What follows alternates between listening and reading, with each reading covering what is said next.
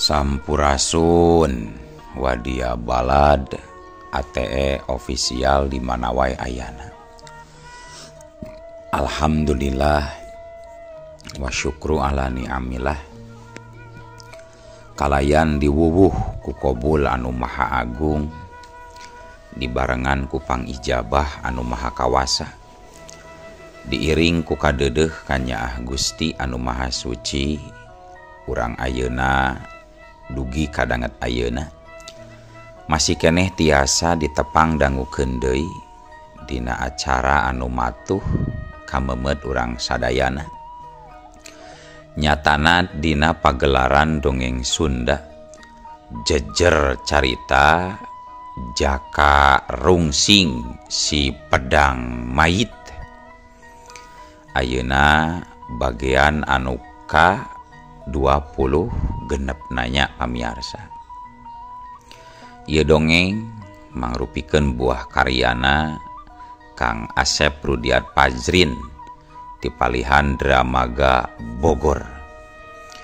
Kangge Kang Asep ngahaturkeun rewu nuhun laksa ketika bingahan, rehna parantos ngintunkeun naskah sakaligus ngawidian mamang kangge medar ieu dongeng dina channel ATE official ieu. Atuh sumangga kanu teu acan subrek kantun subrek heula. Ngarah langkung pogot sareng langkung sumanget deui ka si mamangna dina enggoning medar ieu dongengna. Nging hilap di like di komennya anu saseueur-seueurna. Lainna naon, mamang mah sok bingah kitunya upami maosan komentar-komentar ti para wargi sadayana teh. Kalintang bingahna deui upami mah link video mamang ieu dipangeserkeun atanapi dipangbagikeun. Atuh ngarah teu nyangkolong tingkana waktos sumangga ayeuna mah urang lajengkeun deui dongeng Pedang Mayit bagian anu ka 20 genepna.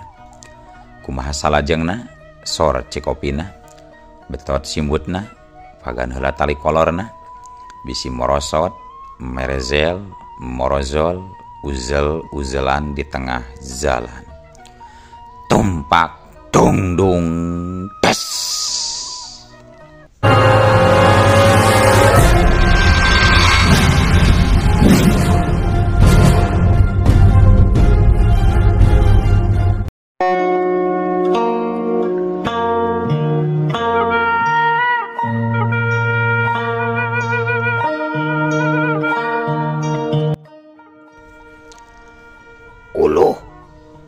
Gening si laing eta teh Gordah sukan dewek masaha bener cek ilaing dewek kerusuh pisan euy Gordah aya nu kudu direngsekeun ieu teh.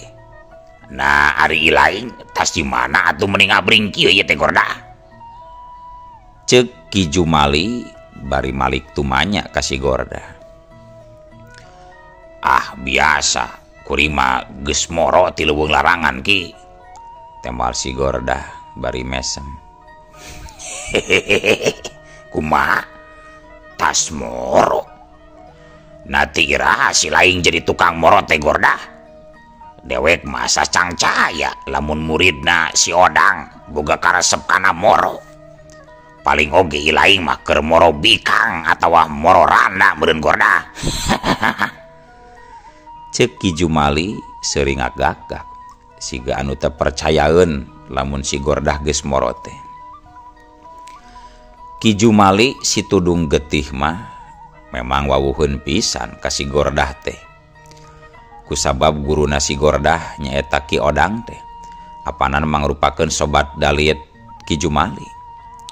Waktu si Gordah masih keneh ngalap ilmu ka Ki Odang mah antara Ki Jumali jeung si Gordah teh mindeng papanggi. Sabab Ki Jumali sok rajeun datang nepungan ka Ki Odang. Tapi sanggeus Ki Odang maot mah duanana jadi anggang jarang patepung. Karek harita deui papanggih teh. His, aki mah kawas nu teu percaya we geuning lamun kuring tas moro teh Ki. Nya kuring mah tas moro Ki. Cek si Gordah jadi ambekeun diseungseureikeun ku Ki Jumali model kitu. Nya atuh rek percaya kumaha dewek teh Gordah deuleu. Sabab dewek mapan geus nyao karesep si Laing jeung guru si Laing si Odang teh. Asana saumurna dewek can pernah ngadenge. Komo nempo mah lamun si Laing sok moro teh deuleu. Teu percaya. Cek Ki Jumali beuki tarik bae seurina.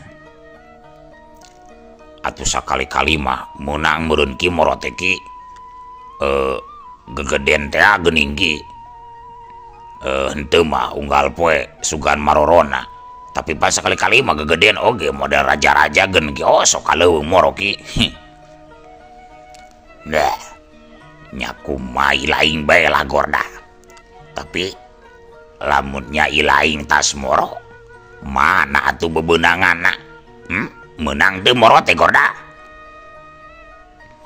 Nya menang atuh ki tuh keur dipanggul ku batur kuring. Temal si Gordah bari nunjuk ka palebah si Tobar anu memang keur manggul Kijang Kancana. Red Ki Jumali ngareret ka si Tobar tuluy nyarita. Nya deuh dewek percaya tuh ayeuna mah euy. Najan ukur menang hiji tapi bisaan oge Laing moro. Jung atuh ayeuna mah geura mulang ka itu. Ieu dewek arek neruskeun di lalampahan ieu teh Gordah. Si Gordah geus teu nembalan deui. Tuluy bae manehna ngagedig indit leumpang ninggalkeun Ki Jumali jeung baturna. Cek pikirna eueuh gunana lila-lila di dinya oge. Ngadon ka ambek wungkul. Pon kitu deui Wikarta Wikardi katut si Tobar oge milu ngalengkah nuturkeun si Gordah teu pernah nyarita sakecap-kecap acan. Sanggeus si Gordah jeung balad-baladna eueuh di dinya. Kadenge Nini Salasih si Cakar Iblis nyarita ka Ki Jumali. Kela. Ieu teh Jum, kela. Lamun kuring teu salah nenjo mah. Eta tadi anu dipapanggul ku baturna si Gordah teh. Jiga Kijang Kancana teh adeuleu Ki Jumali. Kijang Kancana. Memang kunaon lamun bener eta Kijang Kancana kitu lasih. Eueuh urusan apan pikeun urang mah. Temal Ki Jumali bari ngareret ka Nini Salasih. Nyaneh mah tinggalun zaman geuning Jumali. Yo bisi anjeun hayang nyaho mah. Eta sato Kijang Kancana teh kacida loba pisan hasiat jeung gunana. Salah sahiji hasiat jeung gunana mah apanan kabandungan ku sorangan. Yen jalma nu rek dialapati ku urang teh cek bajalun marek ka dieu. Karek moro eta Kijang Kancana pikeun piubareun. Nyameureun mata kitu oge Kijang Kancana teh mati pisan lamun dibaki ubar deuleu Jumali. Dewek oge nyao ari ngeunaan eta mah. Tapi naon gunana pikeun urang eta sato teh. Da urang mah apanan teu gering, jag-jag belejag waringkas ieu. Bener-bener bodoh nyane mah Jumali. Coba Kang Acun bere nyaho ye aki-aki geus bau taneuh teh sok jelaskeun. Cek Nini Salasih ngareret kaki Acun si cangklong setan bari baeud. Tayohna mah keheuleun meureun Nini Salasih kaki Jumali anu teu ngarti-ngarti kana maksud omongan manehna. Sanggeus ngarenghap heula sakedeung tuluy Ki Acun pok nyarita. Jadi kieu ieu teh Jumali. Maksud si Salasih mah yen eta Kijang Kancana teh bisa dijadikeun ubar naon bae. Kaasup ubar awet ngora oge bisa eta teh Jumali. Bisi Laing hayang panjang umur sarta leuwih lila hirup di alam dunia ieu. Laing bisa ngadahar pejitna eta sato. Jeung bisi Laing hayang nyaho mah sabenerna dewek jeung si Salasi teh geus kungsi rek newak eta sato pernah rek moro ngan jakal dewek duaan mah gagal sabab hese pisan ditewakna eta sato teh. Tah ayeuna eta sato teh geus beunang ku si Gorda. Nah si laing teu kabita kana hasiat eta Kijang Kancana Jumali. Uluh kutan teh kitu geuning kahebatan anak Kijang Kancana teh. Nya kabita pisan atuh ari kitu mah. Kuring oge hayang panjang umur, syukur-syukur bisa ngora deui ngarasi otong ijecang deui euy. Kabita ki kabita. Tembal Ki Jumali bari nyerenge. Nya ari kabita mah ngadaguan naon deui? Nya bener Jumali, ari kabita mah ngadaguan naon deui sia. Mengpeung si Gordah can jauh lumampahna, hayu urang susul. Urang penta babarengan eta Kijang Kancana. Lamun teu dibikeun nya urang paksa we. Cek Nini Salasih bari nepakana tak-tak Ki Jumali. Kela lasih kela. Kumaha lamun teu dibikeun ku si Gordah eta Kijang Kancana teh euy? Cek Ki Jumali tumanya ka Nini Salasih. Nya teu dibikeun mah atuh urang rebut be Jumali. Urang paksa penta naon hesena. Pira oge budak ngalora ieu. Yang harapan budak-budak bau cikur mah urang ge untup deuleu Jumali. Tembal Nini Salasih bari nyakarkeun ramo-ramona. Lain kitu dewek malasi. Apanan si Gorda teh muridna sobat dewek pisan muridna si Odong, si Odang. Piraku dewek kudu patelak jeung murid sobat kuring mah. Cek Ki Jumali rada asa-asa keneh ka tembongna teh. Ari anjeun Jumali. Apanan nu jadi sobat anjeun mah Ki Odang lain si Gorda. Jeung deui kan Ki Odang na oge geus tilar dunya ayeuna mah. Jadi geus eueuh sangkut pautna naon antara anjeun jeung si Gorda teh deuleu Jumali. Cek Nini Salasih mimiti keheul deui ka Ki Jumali anu butek otakna.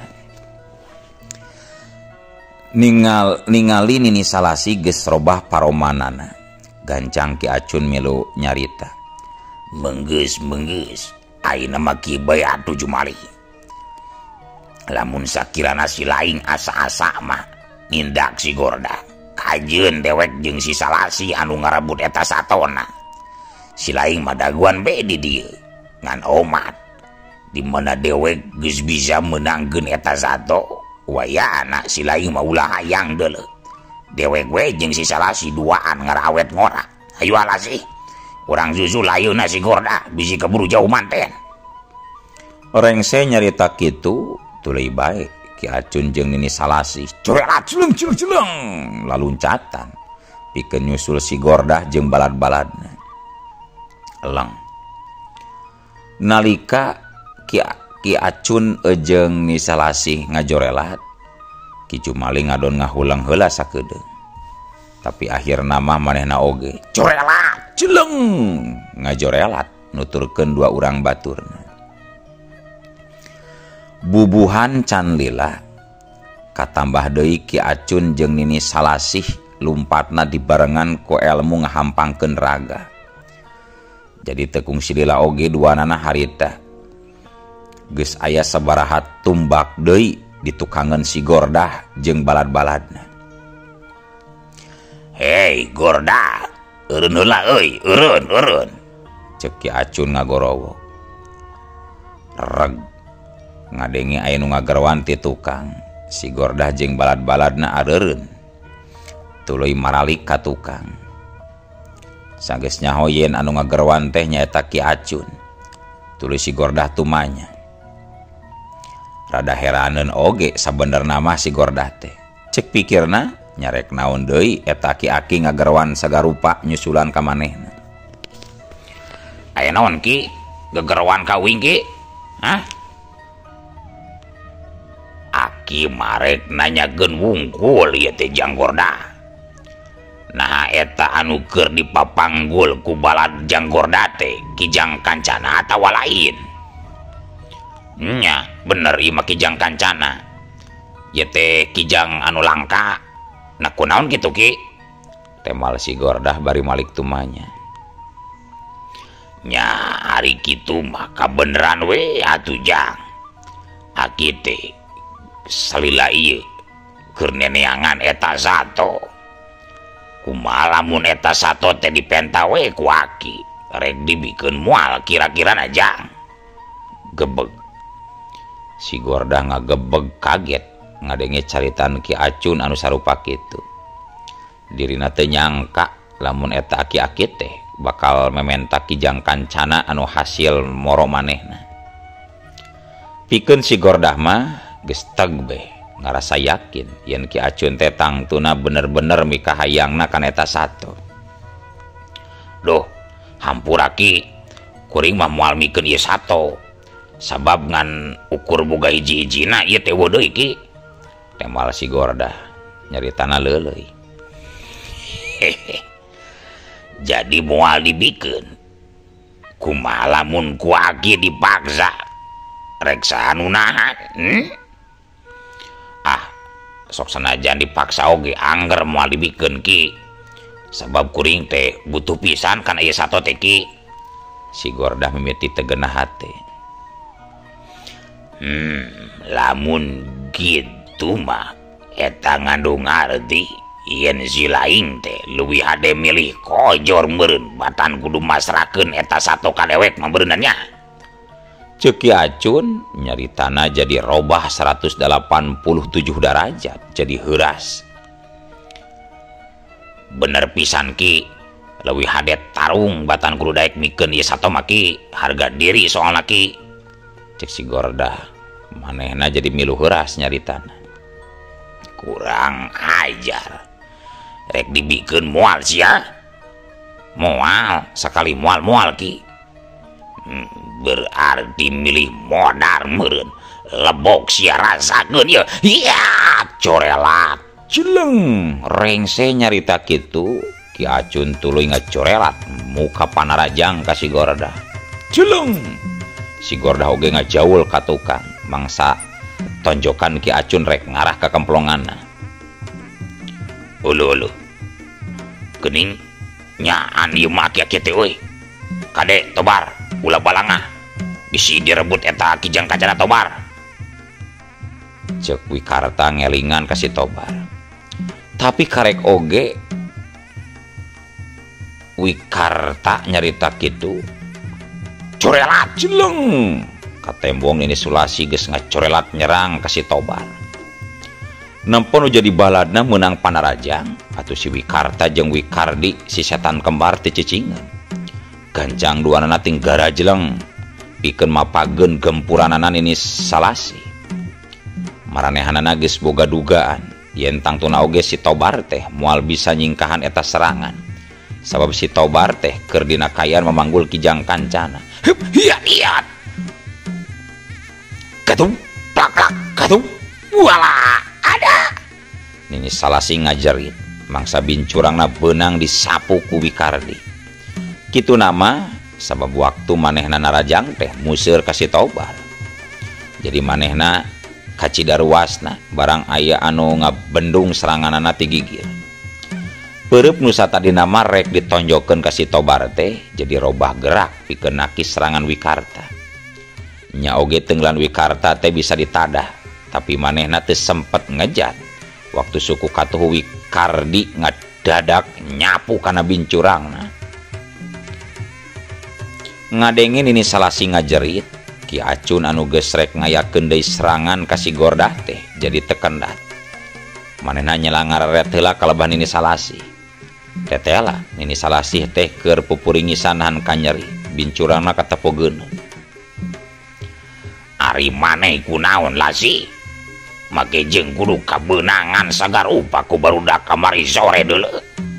Ki Acun rada muncereng oge kanu jadi baturna. Sabab cek pikir nama senajan nya oge manehna nganduaan. Tapi si Gordah jeung balad-baladna teh dianggap nama eueuh nanaonan masih kene receh. Bari dinakayan masih sumangir nahan kanyeri, Nini Salasih nembalan oge karena pananya Ki Acun. Dewek lain eleh tapi dibongohan dulu Kang Acun. Make kudu benang dibongohan sagar rupa atuh maneh malazi. Ngerakeun pisan deuleu. Ayo, gancang. Gerak rebut eta sato teh deuleu lazi. Urang geus teu loba di waktu deuleu. Rengse nyarita kitu, Ki Acun gancang narajang deui ka si Gorda. Sapasang leungeunna meber, rek ngabejadkeun sirah nu jadi lawan. Tapi si Gorda oge teu cicingeun. Manehna oge geus siap sapinuhna dina nyang hareupan Ki Acun. Najan nya oge manehna nyaho yen nu jadi lawanna teh lain jawara bantrakeun ajen pangartina. Tapi manehna moal mundur sasiku, moal ngejat satu nyang beas. Sabab dirina oge percaya kana pangabisan ka pemilik ku dirina. Manehna salaku murid tunggalna Bah Odang anu geus tiar dunya. Biat. Ki Acun datang narajang. Iya, gajeleng. Si Gordah luncat ka gigir. Pikeun ngahindar bari sakalian nyapukeun suku katuhu lawanna rek ngababad bincurang. Jeleng, Ki Acun oge teh eleh rikatna. Manehna luncat ka luhur. Waktu suku si Gordah nyamber kana bincurangna teh. Barang jeung eta Nini Salasih oge geus katembong silih serang jeung Wikardi Katut Wikarta. Sedangkan si Tobar nu harita geus nunda Kijang Kancana anu di pepanggulna. Gancang ngabagi paneuteup. Antuk nama si Tobar teh ngagajleng kalebah Ki Acun pikeun mere bantuan ka si Gordah. Sabot anu tarung keur maruseur kanu jadi lawana masing-masing jol. Keur kitu norojol Ki Jumali anjog kalebah dinya. Pikeun sakadapan mah manehna ukur nempokeun we wungkul anu keur tararung, hiji di huruf kuduaan. Tapi waktu panempona nenjok kalebah Kijang Kancana anu gulal goler dihandapun hiji tangkal kai. Gancang Ki Jumali nyamperkeun. Sanggeus aya dihareupeun eta Kijang Kancana. Tuluy eta sato teh dicekal ku manehna bari pok nyarita. Menggeus euy menggeus. Geura areureun tarung teh deuleureun. Leuwih hade ilaing geura marulang ka lembur deuleu Gorda. Tinggalkeun ieu sato sabab ieu sato geus jadi milik dewek sapinuhna deuleu ayeuna mah. Eureun. Atuh pogoe anu keur tarung teh jadi areureun heula. Tuluy ting lalieuk kalebah Ki Jumali anu keur nyekelan Kijang Kancana. Nempo kitu Ki Acun jeung Nini Salasih mah seuri atuh. Tapi pikeun si Gordah jeung balad-baladna mah jadi teu garana hate. Nah, anjeun oge jadi sarwana jeung jalma nu duaan ieu geuning Ki. Panan anjeun teh sobat guru kuring. Manya rek kitu ka kuring Ki. Cek si Gordah netep seukeut ka Ki Jumali. Hehehe, Gordah. Memang bener euy, naon anu diomongkeun ku si Laing teh. Yen dewek teh sobatna Ki Odang, guru ilaing. Tapi eta mah baheula waktu Ki Odang na masih kene hirup. Panan ayeuna mah guru selengna oge geus modar deuleu. Jadi geus eueuh hubungan naon deui antara dewek jeung si Laing mah deuleu Gordah. Cek Ki Jumali bari seuring ngagagah. Rai. Beungeut si Gordah jadi ngembang wera. Kahudang amarahna ku caritaan Ki Jumali anu samodel kitu. Kurang ajar sia beke. Nyata geuning sarwana sia teh jeung mangkluk anu duaan ieu. Geus baraut taneuh oge tapi masih resep kana ngarebut milik hak batur. Geura eling sia teh buntet. Cek si Gordah bari muncereng ka Ki Jumali. Atuh caritaan si Gordah eta estu matak nyentuh kana jantung Ki Jumali. Ki Jumali anu tadina ngabarakatak seurit teh jadi ngadadak robah paromanana. Manehna ngarasa ambek lantaran geus disia-sia sarta ngarasa dihina basa ku si Gordah. Ai geus wani si Laing ngahina ka dewek deuleu Gordah. Kitu carana mah si Laing teh geus teu ngajenan deui ka dewek sia. Cek Ki Jumali bari molotot beungeutna beureum ngemu amarah. Ya, cuy. Teu sudi najis aing kudu ngajenan ka manusia model sia deuleu Jumali buntet. Geus sidik sia oge teu ngajenan ka aing salaku muridna Ki Odang sia. Cek si Gordah beki karihal bae dina nyaritana teh. Ngadenge kitu Ki Jumali geus teu bisa deui nahan amarahna. Gancang ngalepaskeun cekelan leungeunna tina kijang kancana. Cung mahena nangtung. Tuluy muka cetok anu dipakena. Kalayan teu loba nyarita deui, saterusna mah eta cetok teh dibabetkeun ka pelebas si Gordah. Modar si lain Gordah. Ya, hut belesat. Tudung getih teh ngabelesat muru ka si Gordah. Ngagoeng tarik naker nyemprung.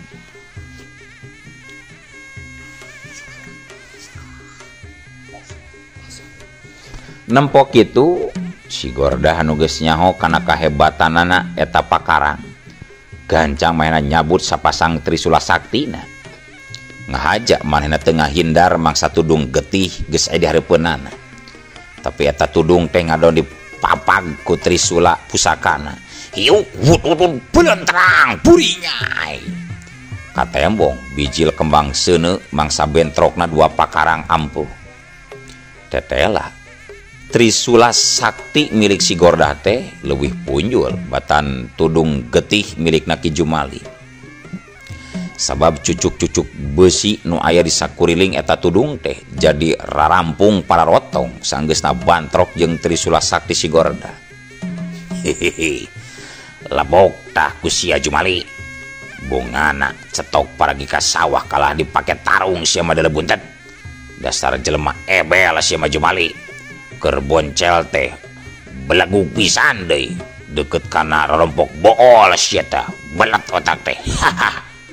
Cek si Gordah bangun hayang mupuas naker dina ngekeak ka Ki Jumali teh. Kurang ajar, rasakeun sia koplok. Ya, curelat Jeleng.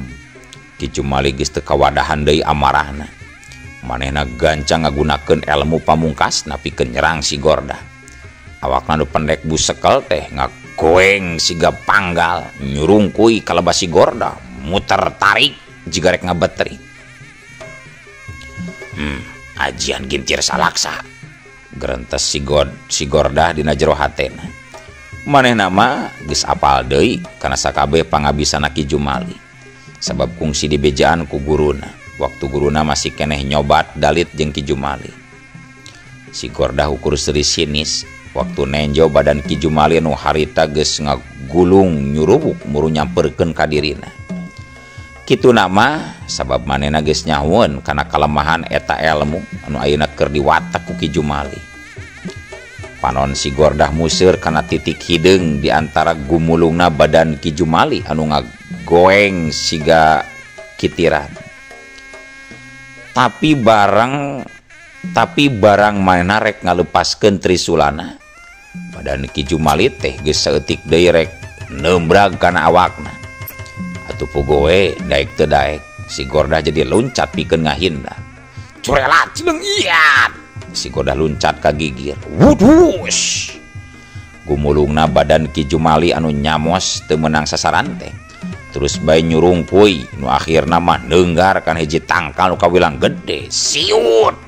War judak. Dorok dok kubra. Tangkal nu sakitu gedena teh rungkad sanggeusna katembrag ku kintirana Ki Jumali. Wus. Ki Jumali nyurungkuy deui muru ka si Gordah.